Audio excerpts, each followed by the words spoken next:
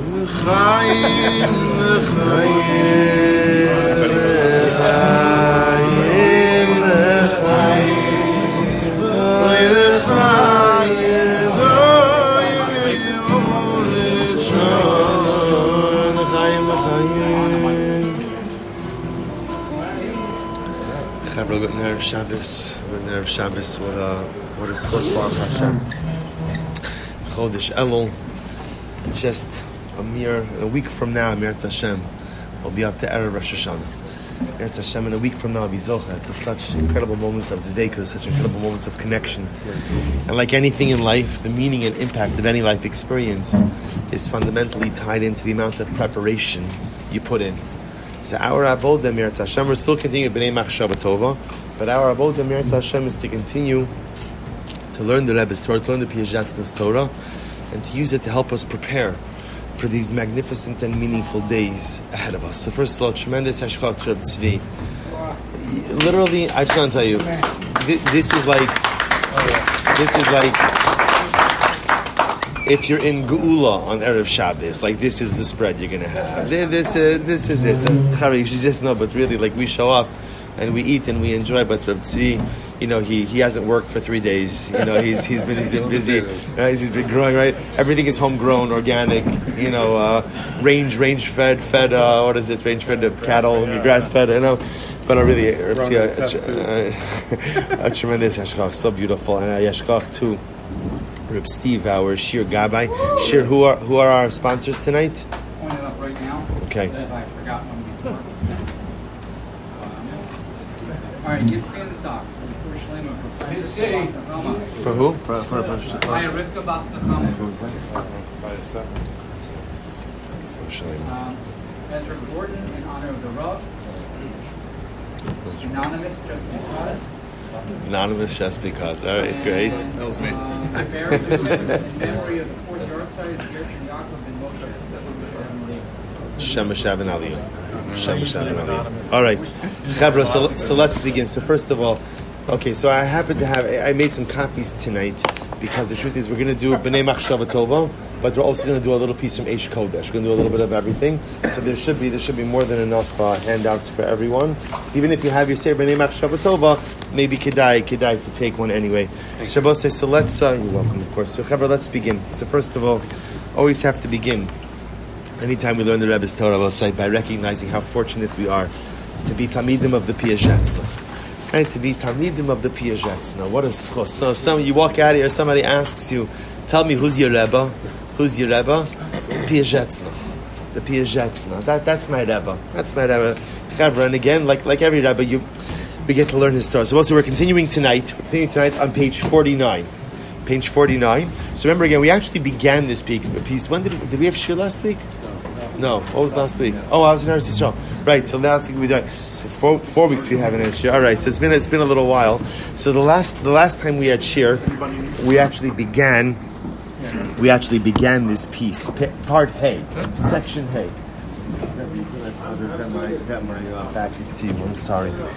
So the Rebbe writes as follows. Well, so listen to this, an incredible piece. He says, "Kol davar tov." Madrego midatova shetishma otira be'eza sefer. So the Rebbe writes, sometimes a person is learning. And as they're learning, what do they learn about? They learn about some madrega, some level, or some midah. So I think I mentioned this the last time, my grandmother, Zechron Livracha, especially towards the end of her life, liked to read biographies of Gedolim, great people. And the truth is, she got me into it a little bit. And it's always incredible. What's incredible when you read biographies of Gedolim? So what's incredible about those stories? It's not about the Torah that they learned, right? Because anyone who applies themselves can learn Torah. It's about the midos, the personality traits. I just want to say something amazing. Downstairs, Rabbi Richter is making a bar mitzvah for his son, for the boys in the class. So the bar mitzvah boy just gave a pshat. That's why I was a little bit late. Gave a pshatel about what happens if you write with your left hand, but you do almost everything else with your right hand. So what hand do you put tefillin on? So it happens to be, I have this shaila. I write with my left hand, but I do many other things with my right hand. So I remember, when I became bar mitzvah, so my father asked our Rav in shul, the Rav said, you go ahead and you do it basar ksiv. You go after writing. Everything is from by writing. If you write with your left hand, you're left-handed. It's not the right hand. So I remember when I was doing in Eretz Yisrael, I had a Rebbe of mine who noticed that I write with my left hand, but do a lot of things with my right hand. So he said, you should ask a shayla. You should ask another shayla. I said, I asked the shayla. He said, you should ask a shayla. All right, fine. So that Shabbos, I was in Shari Chesed. And I davened in the Rosh. So this was 27, 28, a long time ago, 30 years ago. It was a long time ago. So I was davening in the Rosh, and Rav Shlomo Zalman Auerbach was alive, and his brother-in-law, the Maggid, Rav Shlomo Shwadron, who was alive also. So Rav Shlomo Zalman and the Maggid, they both sat on opposite sides. They both sat on the Mizrach Wand, on the eastern wall, on opposite sides of the Aron Kodesh. You can imagine, first of all, just to be able to see that scene, to walk into a shul, Shlomo Zalman Auerbach, the Gadol Hadar, sitting on one side, the Maggid of Yerushalayim, sitting on the other side, incredible. So I davened there, and after Kabbalah Shabbos, before Ma'ariv, they had like a little learning seder, and I decided, you know what, I was like a young American punk, whatever. So, now I'm just an old American punk, but so I went over to Rav Shlomo Zalman, and asked Rav Shlomo Zalman this shayla, and Harry, you know what Rav Shlomo Zalman answered me? Rav Shlomo Zalman said, I can't paskin for you. I'm not the Rav of the shul. Yeah. The Maggid was the Rav. The Maggid was the Rav of the shul. And he would not paskin in the presence of the Rav of the shul. However, this is Rav Shlomo Zalman Auerbach. He was the undisputed Gadol Hadar. The undisputed Gadol Hadar. And he would not go ahead and paskin a shayla. The Rav was there. Go ask the Rav. Was he a greater Talmid Chacham than the Maggid? Of course. Of course, he was good at doing halacha. So why am I showing you this story?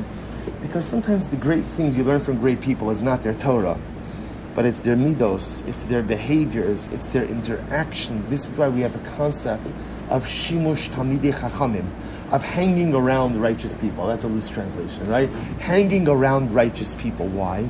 Because sometimes what you pick up just by observing righteous people is so profound, even more profound than the Torah they convey. So the Piacezna writes, he says that sometimes a person is learning, right? Kol davar tov, madrega midatova shetishma. I asked the Maggid the Shaila. Yeah, the Maggid Paskin that everything. Sorry, thank you. I should end the story. Right?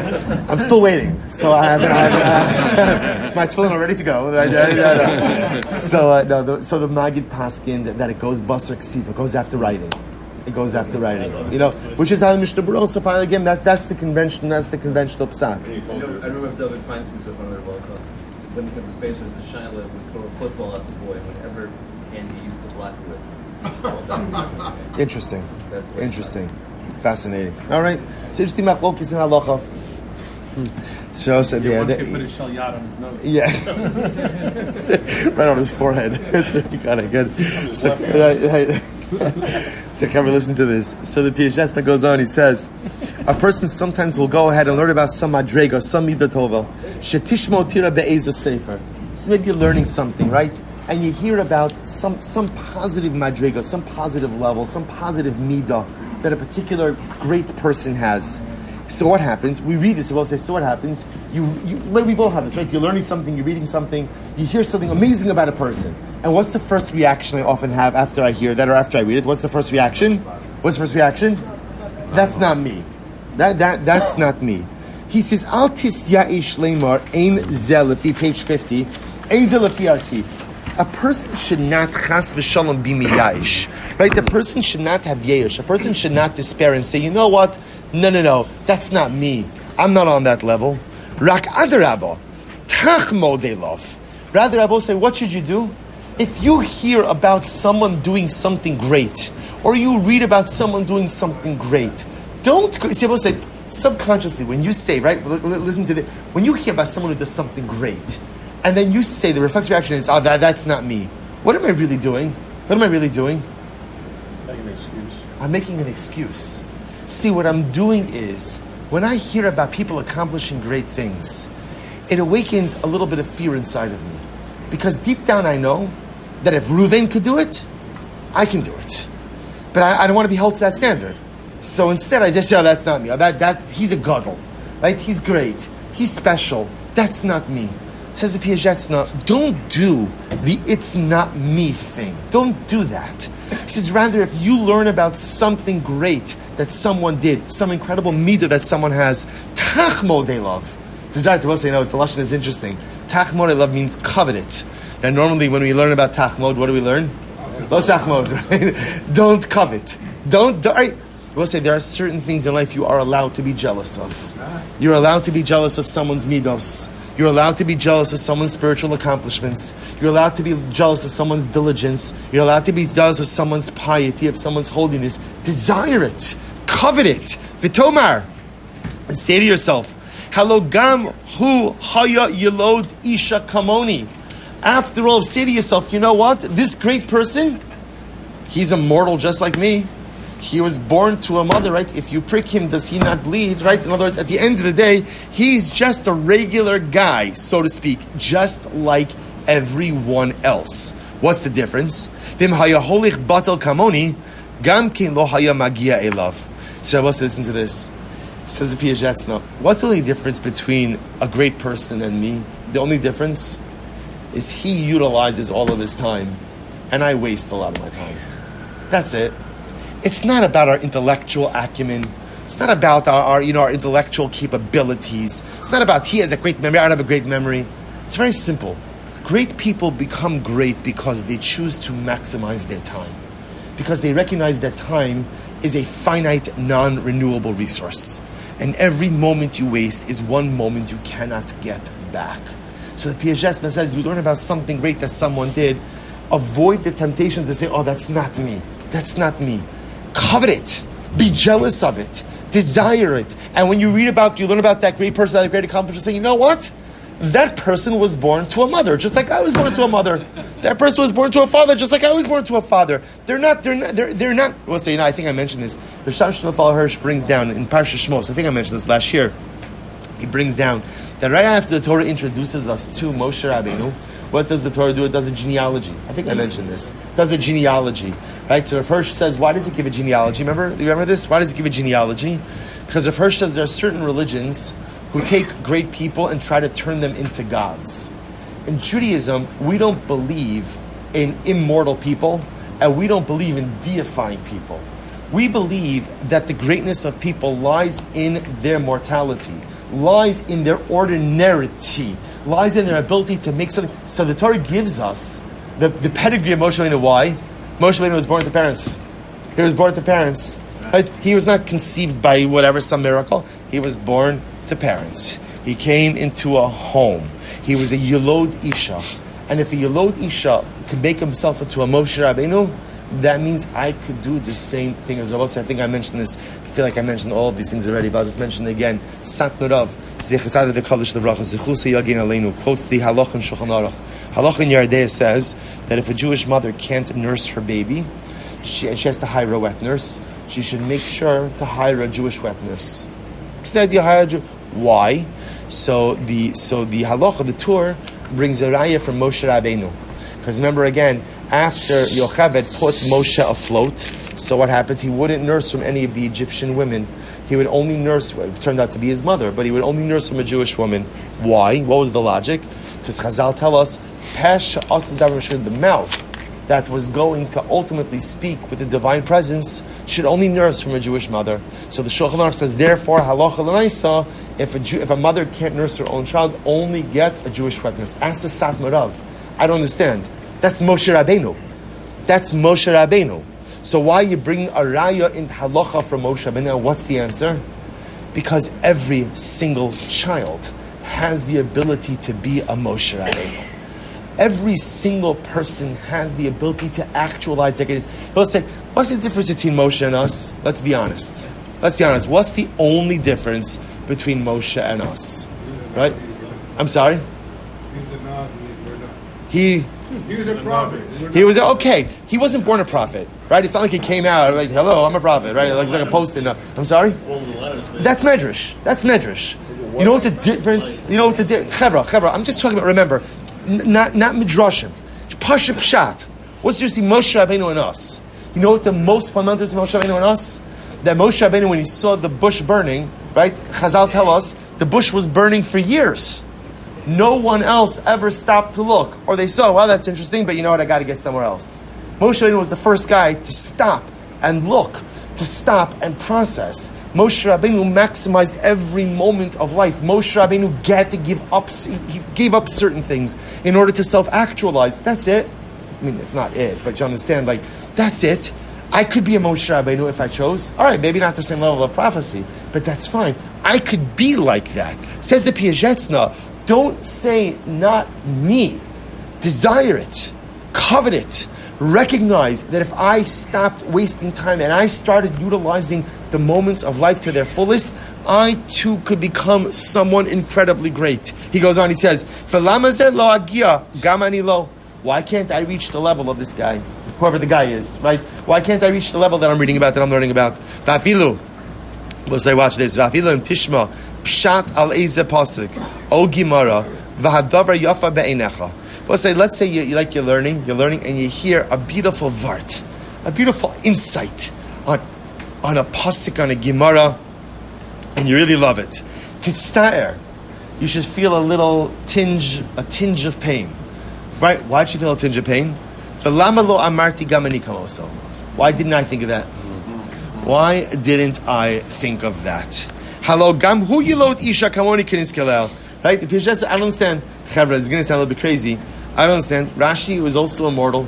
Rashi was also born to regular parents. The Orach Chaim was also yilot isha, born to regular parents. The Kli Yakar, whoever else you want to throw in there.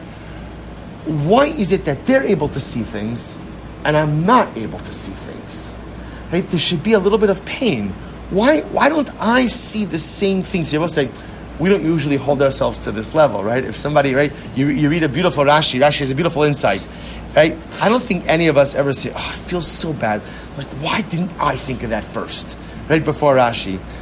Because whether we realize it or not, we often just give ourselves a pass on things. That's Rashi, the Heilige Rashi, right? Rashi HaKadosh. Rashi's on a different level. I'm a regular guy. Says the Piacezna, why do you say you're a regular guy? Why do you say a regular guy? Rashi was also born a regular guy. Right? I will say, sometimes we have like these images of these great people, and like they came out of the womb, like this, no. I guarantee you, Rashi kept his parents up at night the same way that you kept your parents up at night, and Rashi's mother had to change his diapers the same way that your mother had to change her diapers. Right? In other words, Rashi, Paro was the only one who tried to pretend like he didn't have to take care of his bodily needs. Like Rashi was a baby, Rashi was a young kid, Rashi probably got. Mamish. Oh. Okay. Good. All right. Okay. Everyone does that. Okay. Good. So, as I was saying. Okay, so... You just insulted Rashi. What could happen? No, I'm just kidding. No, I want to tell you, it's just the opposite. You know what? What? This is probably how Rashi learned. Just without the cell phone, just candlelight. We're sitting here all too pampered, with all of our... with our site. He didn't learn by the light of his iPhone. No, okay, candlelight is the same thing. All right, we probably have a couple minutes. He probably had an iPhone 2 or something. But he had to. I hope so. I feel bad. I hope the power didn't go. There we go. Excellent. Okay. Good. The Satan always has ways of trying to stare everything. All right, I will say. So now let's go weiter. So the Piacezna says, he says, Tovachem dazu. Now I will say, generally, we're taught to understand, of course, that jealousy is a bad thing. This kind of jealousy, it's a good thing. It's a good thing. He says, Kim tiske, and I watch this, because what does this kind of jealousy do? He says, Kim tiske lavo elel, yismach avicha shavashayim v'sagel nishmascha v'kevecha. Shabbos say, one of two things happens as a result of this kind of jealousy. Possibility one is that I actually raise myself to the level. Right? I learn about someone who just, say whatever, you fill in the blank, whatever particular midah tov, whatever particular good character trait. I learn about this. The possibility one is when I'm jealous of it, what do? I raise myself up to it, and I accomplish it. And that's incredible. And HaKadosh Baruch Hu has nachas from me, vim lav, and I watch this. What if I don't? In other words, what if I learn about something, and I will say, remember, either I'm learning about someone great, and I say to myself, you know what, I really should have that same midah, that same character trait. I really should have that same level of hasmada, of diligence in my learning. Or I learn a Rashi, I learn a Perish, and I'm upset that I wasn't mechabein to that. So the Rebbe says, possibility one is that you transform yourself into someone else as a result of that longing, of that quote-unquote jealousy. That's fantastic. Possibility number two is you remain the same. Possibility number two is you don't acquire the midah you read about. You don't acquire the character trait you read about. You're not starting to be mechabein into different things in Rashi. Rebbe say, but watch this. He says, Gam Kain lo avra hachemda levatala. The jealousy is not for naught. Rebbe say, now what does that mean? The act of being jealous of something great. Now, when we say jealousy always sounds negative. The act of desiring something greater for yourself. And whatever that greater thing is, whether it's, I want to have different midos, I want to have different character traits. Steve, everything okay down there? Good. I want to have different character traits, right? I want to be able to learn in a different way. Anytime you have a desire for greatness, even if that desire doesn't actualize into anything different in your life, that desire is not for naught. That desire is not for nothing. He goes on, he says, V'aklala zeteda, shekol ra'ayon v'ratzon, bein tovim bein roim chas v'shalom. Piacezna writes that any thought, any ra'ayon is a thought, right? Ratzon is a desire. Any thought or desire, bein tovim bein roim, whether ultimately again it's for something good or something bad, chas v'shalom, she'ovrim be'ish, einam chozrim reikanim. Well said, this is a ridiculously profound idea. Anything a person desires in this world, whether he's desiring something good or something bad, that desire does not come up empty. That desire leaves an impact. That desire leaves an impact. And I will say this works both ways. If you desire something negative, even if you don't act on the desire leaves some type of residual impact. If you desire something great for yourself, even if nothing tangible actually occurs, that desire leaves some type of impact on your soul. He says, Einam chozim reikanim, echad le'echad, niskabetz, va'achas la'achas nikba b'nefesh, ubinyan mehem nivneh. So Rabbi said, this is incredible. See, what happens with desire is that desires build on one another. Right? When you desire something, and then you desire something else, and then you desire something. Those desires, they build one on the other. So you keep on desiring something positive, even if nothing tangibly changes in your life. The act of desiring something, by definition, leaves an imprint ultimately again on your soul. But the act of desiring something negative also leaves a negative imprint on your soul. He goes on, Yesh l'pamim, she'ola be'ish midara rachman al-tzlan ra'a harbe me'erko. Rabbi say, sometimes a person desires something that is so bad. Remember, say, we're human beings. And sometimes they just desire something that is just so inappropriate, that is just so wrong.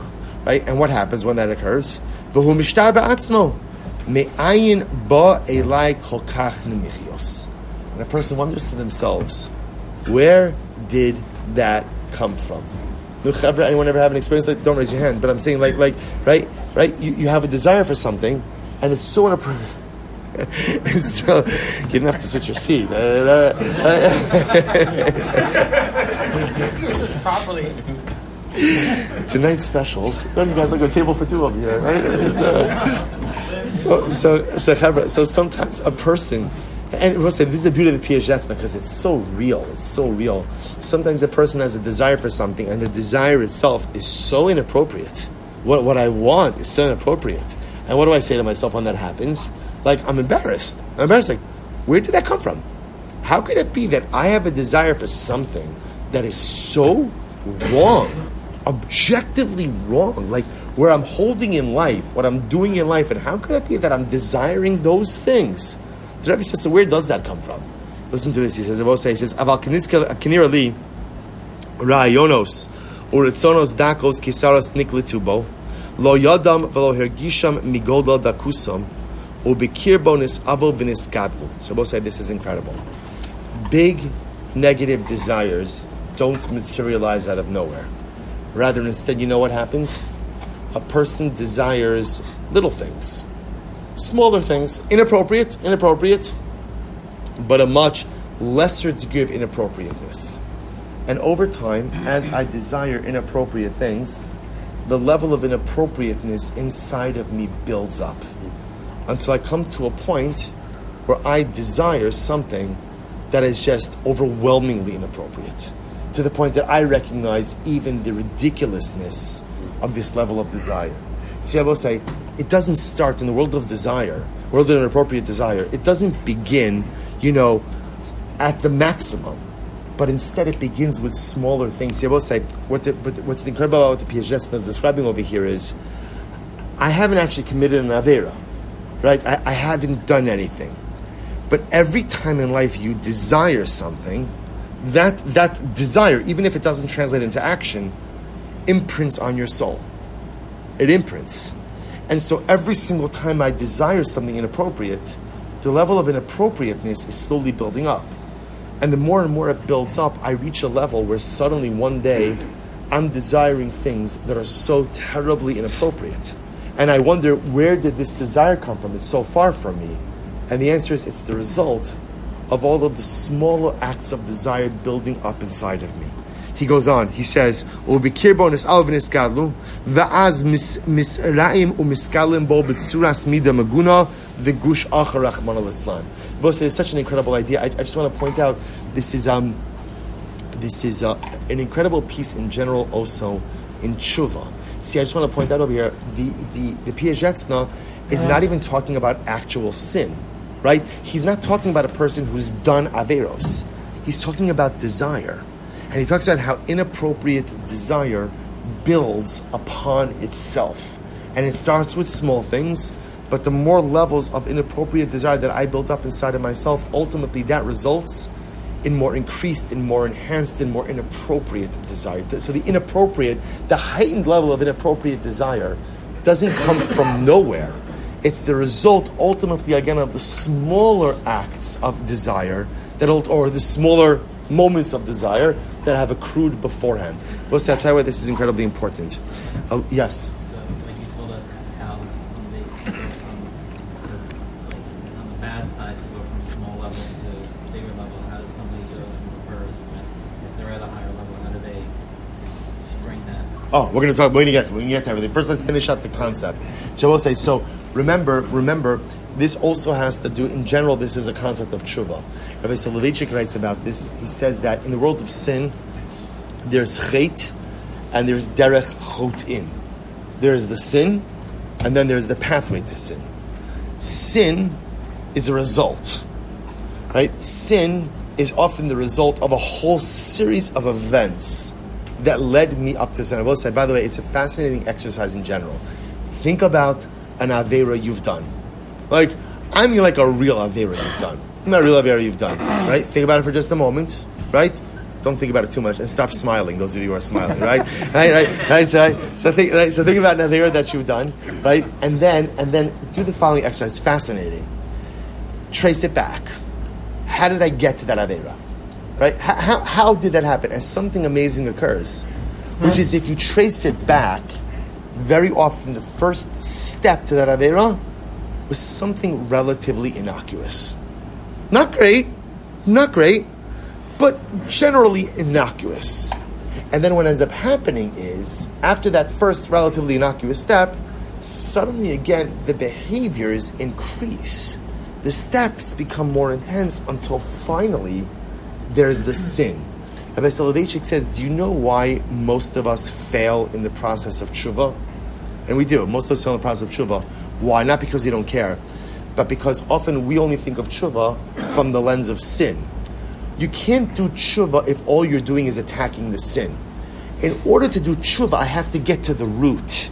I have to figure out, how did I get here? See, if all I'm doing, let's say a person says, you know what, my avera is that, I don't know,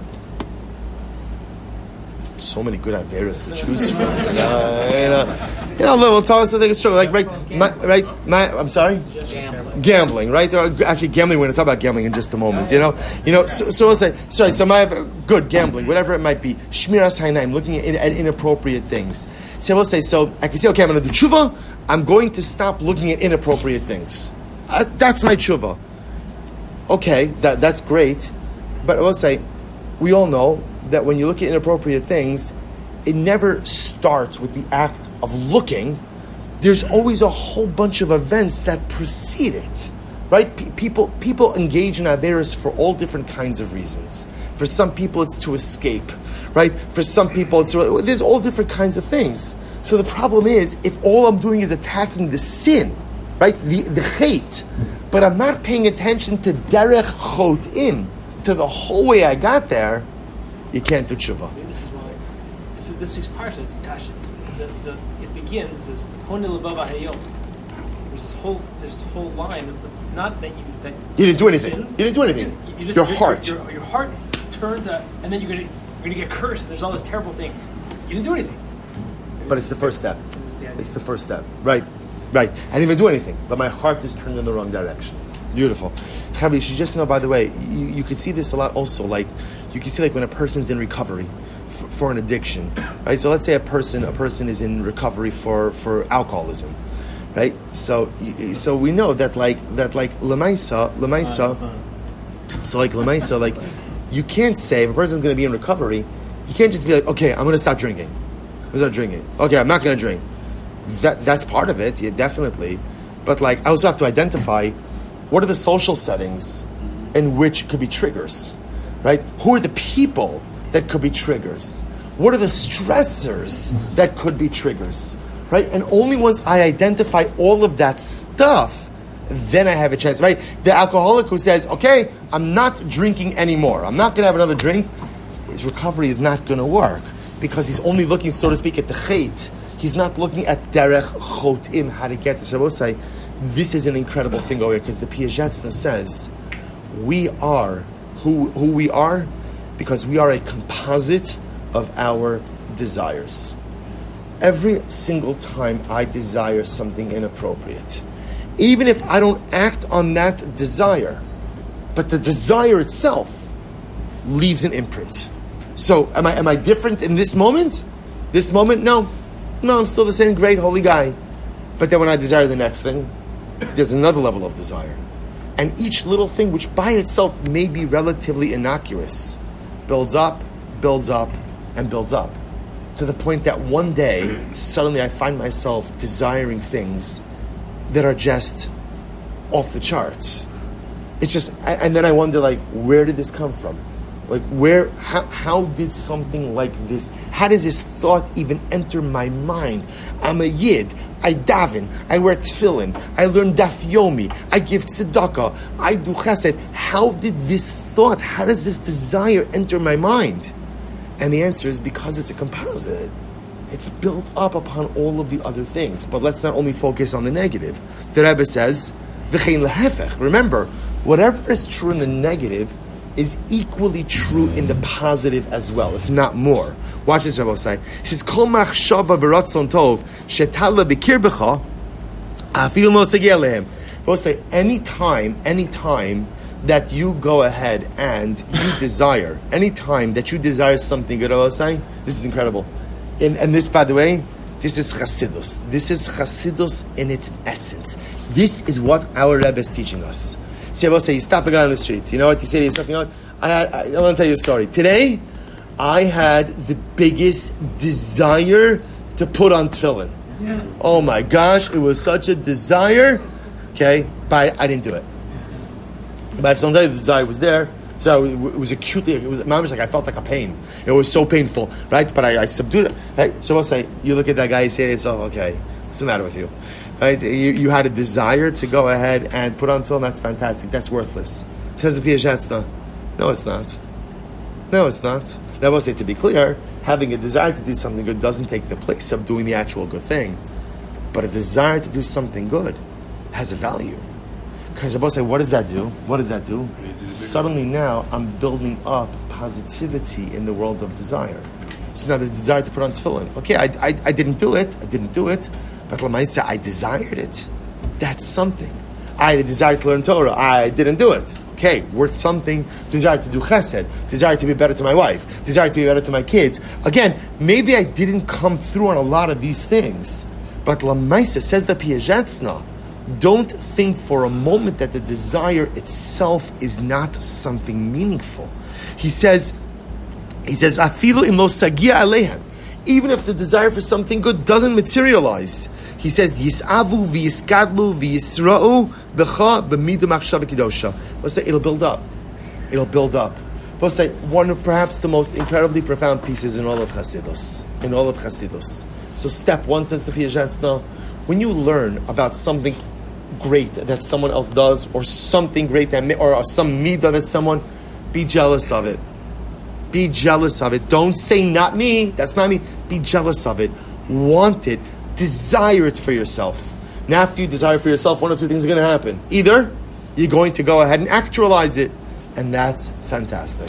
And of course, excuse me.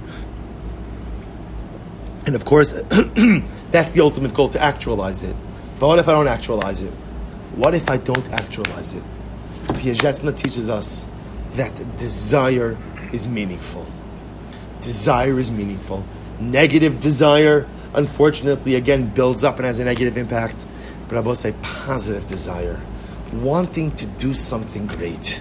Wanting to be someone great. Even if at the end of the day, the desire doesn't materialize, it's still meaningful. It's still absolutely meaningful. They'll say, what, just a different, now again, the danger of this, of course, what's the danger of this? The danger of this is a person could say, well, I had the desire. Let's call it a day, right? I'm exhausted from all of this desire. And I've been desiring stuff the whole day, right? So obviously, again, you have to be careful. You have to be careful, because a person could easily convince themselves, I'm like a cardiac Jew. As long as in my heart I want to do the right thing, that's enough. That's not enough, right? The goal, of course, is the actualization of positive desire. But I will say there are times in life where I may be prevented from doing something for a variety of different reasons. And a lot of times in life when we can't fulfill the desire, so we often feel like a failure. We often feel like at the end of the day, that simply, I just haven't accomplished anything. It's not true, I will say. Every single time in life, you desire something more for yourself. Every single time in life, you want something more, it imprints on your neshama. You become a different person. You're building up your holiness level. Because I will say, remember, the same thing that happens in the negative happens in the positive. I will say, meaning what? Remember, what happens in the negative? When you unfortunately continuously desire negative things, one day what happens? What happens? I find myself desiring just stuff that I can't believe I desire.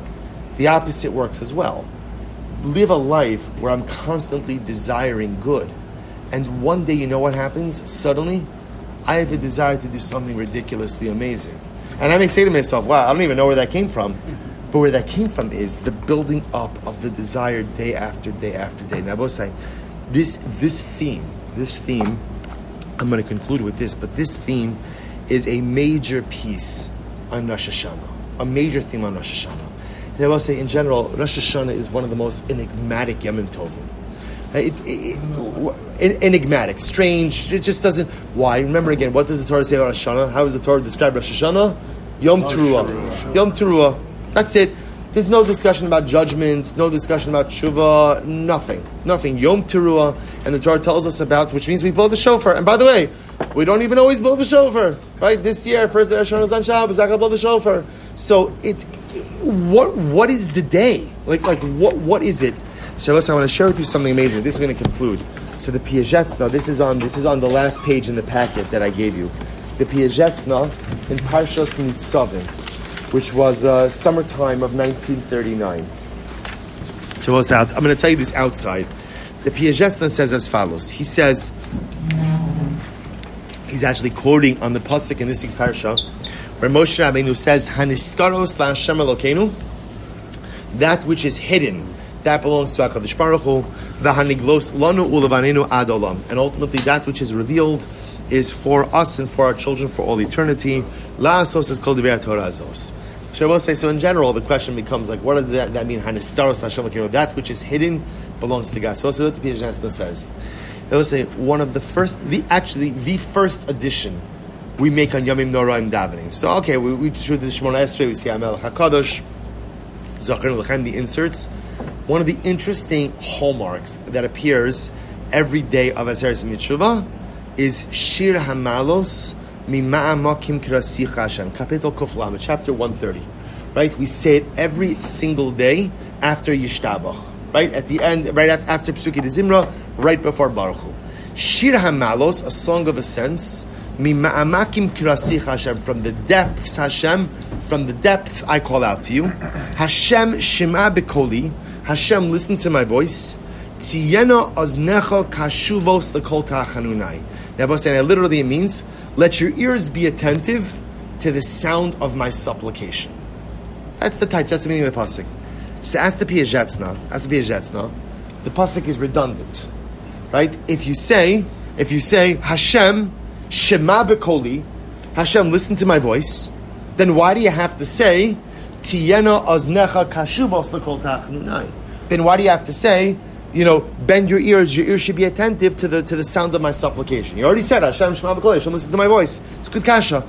So Piacezna says something amazing. He says, sometimes in life, I'm able to call out to HaKadosh Baruch Hu. Sometimes I'm able to talk to God. Sometimes I'm able to articulate what it is that I need. Sometimes I'm able to articulate what it is that I'm missing. Sometimes I'm able to articulate what it is that I'm sorry for. And the Rebbe says, sometimes, just my circumstances are so overwhelming that my voice is muted. My physical voice is muted. I just can't talk. I also remember again, the context over here is the Rebbe is giving over this drasha, the Piacezna, in the Warsaw ghetto in 1939. This is the beginning of their time in the ghetto. Sometimes I could talk, sometimes I could call out to HaKadosh Baruch Hu, and there are other times simply I'm unable to communicate. So what does David Amai saying to HaKadosh Baruch Hu? Shira malos mimamakim krasich Hashem. Hashem, from the depths I call out to you. Hashem, Shema Bekoli. That refers to the times where I could talk to God. I could articulate what it is that I want to say. And then, Tiyena aznecha kashuvos. But Hashem, there are other times where I can't speak with my voice. But I need you to be attentive to the message of my heart. I need you to be able to look inside of me and see everything that I'm saying, even though I'm not actually articulating it. Two different levels of dialogue with God. Hashem Shema Bekoli is when I actually talk to God. Tiyena oznecha kashuvos lekol ta'achanunai is when HaKadosh Baruch Hu has to bend his ears, so to speak, because I can't talk with my mouth. I just need you to look into my heart. And so you will say, what does it mean to look into my heart? When I ask HaKadosh Baruch Hu to look into my heart, what am I asking him to look for? What am I asking him to look for? What am I asking him to look for? I'm asking him to look for, to see all the things that I yearn for. I'm asking you, HaKadosh Baruch Hu, I know that actionally, I often don't live the life I need to live. I know that actionally, I have not become the person I need to become. I know that. But HaKadosh Baruch Hu, here's what I need you to do. I need you to not listen to my voice. I need you to look inside of me. Tiyena oznecha kashuvos lekol ta'achanunai. Because if you look inside of me, you'll see all of those layers of positive desire. You'll see how holy I really want to be, how special I really want to be, how close to you I really want to be. Look inside. I will say, look at the incredible connection. So in Parshas Nitzavim, the Piacezna is telling us, and this will say, this is why we insert this kapitel of Tehillim into the Yomim Noraim davening from Rosh Hashana. This is one of the first additions we make. Why this kapitel? Because I will say, do you know what Rosh Hashana is about? Rosh Hashana is the ability to go ahead and stand before HaKadosh Baruch Hu and to say, Ribono Shel Olam, I have tried my best to actualize my potential. But even if I haven't actualized that potential, HaKadosh Baruch Hu will look inside of me. Because if you look inside of my heart, what you will see is so much yearning, so much pining, so much desire for good things. And I know that in the world, people don't care about it. There's a concept in Gemara, Machshava Lav Kimaisa. Right? We've seen this many times throughout Daf Yomi. Machshava Lav Kimaisa, which means what? Or better stated, Dvarim Shebalev Einam Dvarim. Dvarim shabalei dvarim. Things in the heart, they're irrelevant. They're irrelevant, right? If you want something to matter, you got to say it, you got to do it. I will say, Dvarim shabalei dvarim might be true halacha l'maisa. It's not true hashkafa l'maisa. Hashkafa l'maisa, dvarim shabalei havi dvarim. The things you have in your heart, the desires you have in your heart, the want, the desire to be good, to be better, to be holy, even if it never finds expression in how I live and how I act, that desire is meaningful. And that's on Rosh Hashana. I say, HaKadosh Baruch Hu, Shira Malos Mi Ma'amaki. I'm calling out to you from the depths. What are the depths? The depths are from inside of me. I would love to be able, Hashem Shema B'Koli. I'd love to be able to broadcast to you all of my incredible accomplishments. But you know what? They didn't happen. So therefore, Tziyena Oznecha Kashuvos L'Kol Tachanunai. Listen very attentively, not to my voice, but listen attentively to the desires of my heart. And you will look inside Mechash Baruch and you will see that I am someone who desires greatness. I am someone who desires holiness. And even if I'm not always able to actualize it and bring it to fruition, know that that desire to do something great and to be someone great resides in my heart. And as the Piacezna tells us, I will say, you're right. If you live a life of just desire without action, that is an unfulfilled life. But desires by themselves still build up layer after layer after layer.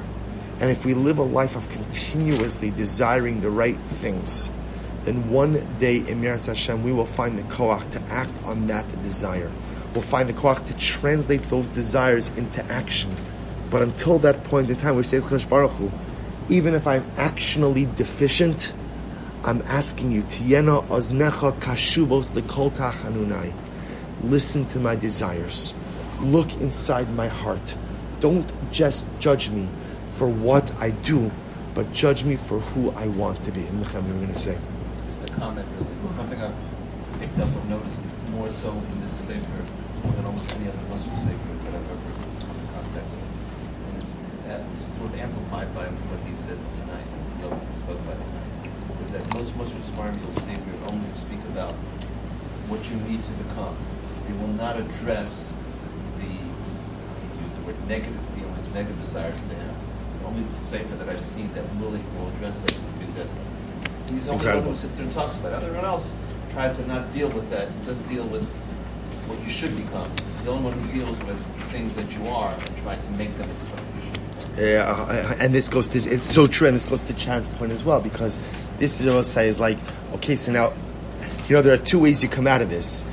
If I'm a person with positive desires, that's fantastic. But what if I'm that guy who's on that level, who is desiring the most inappropriate things? So like, how do I de-escalate? So how do I de-escalate? So I think that there are two answers. Answer number one is the best way to offset negative desires is how? Positive desires. So one answer is building yourself up in the positive way to offset the negative. The other piece, I think, is what Rabbi Soloveitchik was saying, is asking myself, how did I get to this level?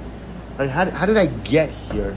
Once I identify how I got here, I could hopefully, again, identify how to kind of back out of it in a sequential order.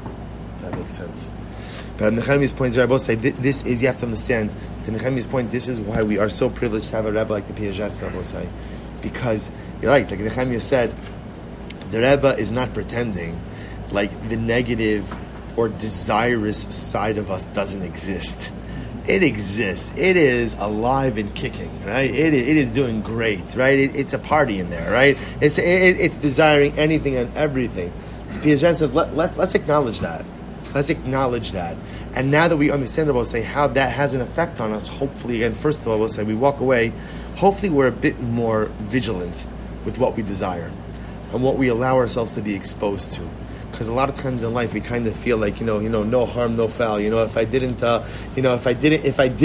commit an aveira, I haven't done anything. And the Piacezna tells us not true. Anytime there's a negative desire, that leaves its impact on you. But on the positive side of us, just to recognize that as we enter into Yom Adin, even if we are disappointed with our failure to kind of bring to fruition all the actional things we wanted to do, just know that if we're at least on the level where we are desiring the right things out of life, that very much matters in the eyes of the Ribono Shel Olam as well. And that's the Tiena Aznecha Kashuvos L'Kol Tachana. So we'll stop over here for tonight. Incredible shkayach, incredibly overwhelming. Again, tomorrow night, tomorrow night, Shabbos. Next week, I will say, next Thursday night is Rosh Hashana. So we have shir. Maybe we'll do slichos afterwards. Maybe slichos afterwards.